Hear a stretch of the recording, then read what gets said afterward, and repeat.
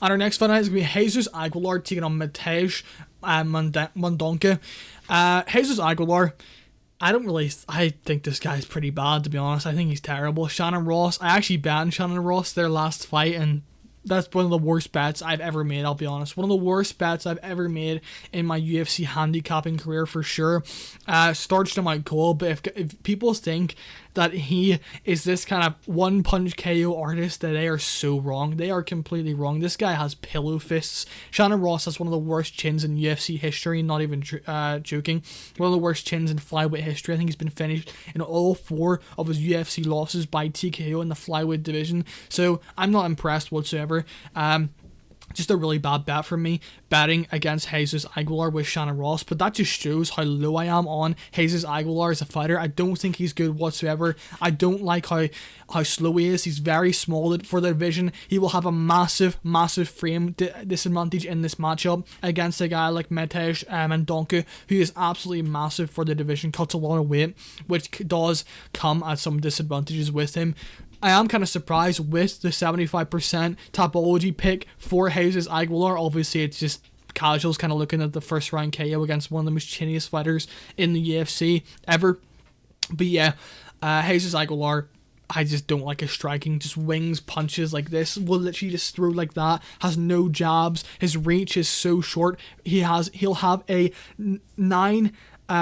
9-inch reach disadvantage in this matchup, 9.5 inches of reach disadvantage in this matchup. Mateus Mendonca, on the other hand, will be the more dangerous fighter, will be the more technical fighter on the feet, will have the longer strikes on the feet, will have the ability to get back up if he's taken on against a guy like Jesus Aguilar. And in my opinion, Jesus Aguilar is submission or bust in this matchup. I mean, guillotine. I could literally see Mateus Mendonca winning this fight however he wanted. I think he can win this by decision.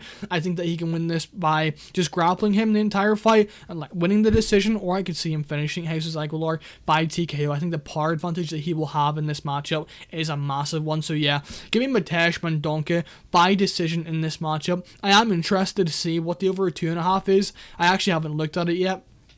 But yeah, I may be tempted to play Mendonca by decision in this matchup. I am very confident in Mendonca. I have 2 units on Mendonca at -138. That's how confident I am for Mateus Mendonca to win this matchup. He does have a cardio issue, so that is a bit of a worry. But he was competitive with Javid Basharat, man. And Javid Basharat is levels above Jesus Aguilar. Yes, that's MMA math, but let's be honest, man.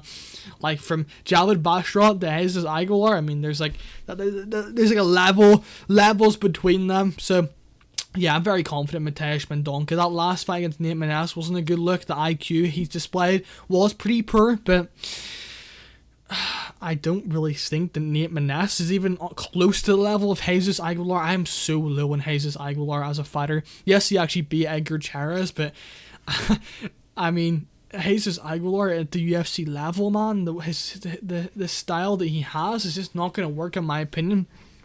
And Edgar Chairez has leveled up so much since their fight. So yeah, gonna go with Mateus Mendonca by decision, just to use his wrestling, win minutes on top, use his size advantage in this matchup, and yeah, win a decision in this fight.